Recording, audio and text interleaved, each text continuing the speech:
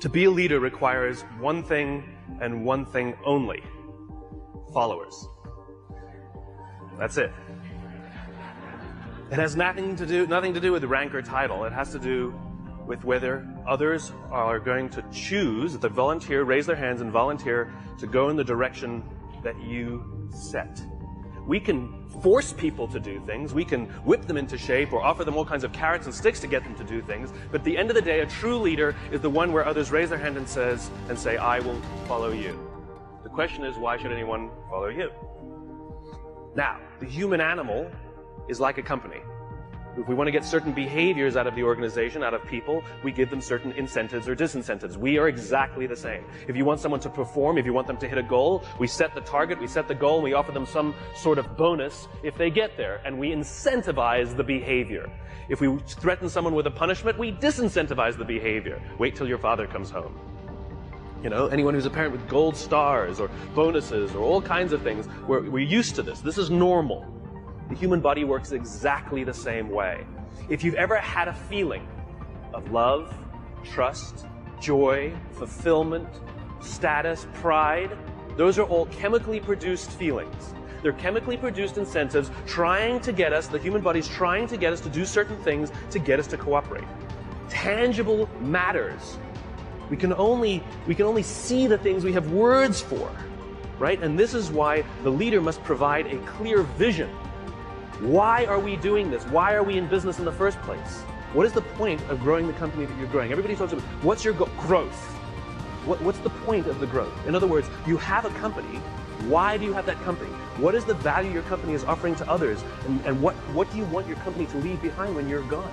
There has to be a purpose for why your company exists, beyond the things you make, beyond the things you do, beyond the money you make. You had the purpose when you founded the company, otherwise you wouldn't have taken the crazy risk to start it with the overwhelming chance of failure.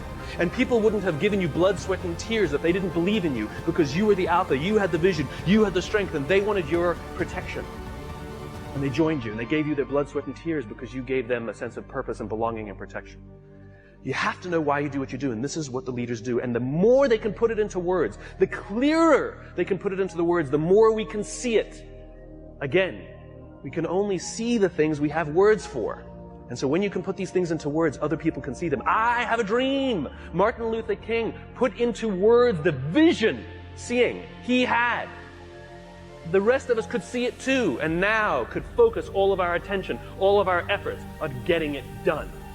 And every metric, and this is the purpose of metrics, every metric we use it's not about the metric. Metrics are supposed to measure progress. In other words, each metric is the tree getting a little bigger.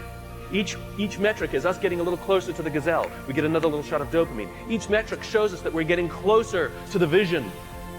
It's not just about the numbers at the end of the year. How did we do? We're up. Good. Towards what? Towards what? We don't know what we're getting closer to. And it makes work unfulfilling. Don't know what we're working towards. Dopamine.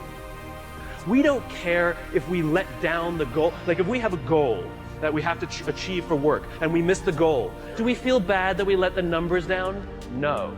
We feel bad that we let somebody we love down. We feel bad that we let down our boss, we let down our parents, we let down our coach, we let down our drill instructor. We feel bad when we let down a human being. Accountability is never to a number. Accountability is to a person.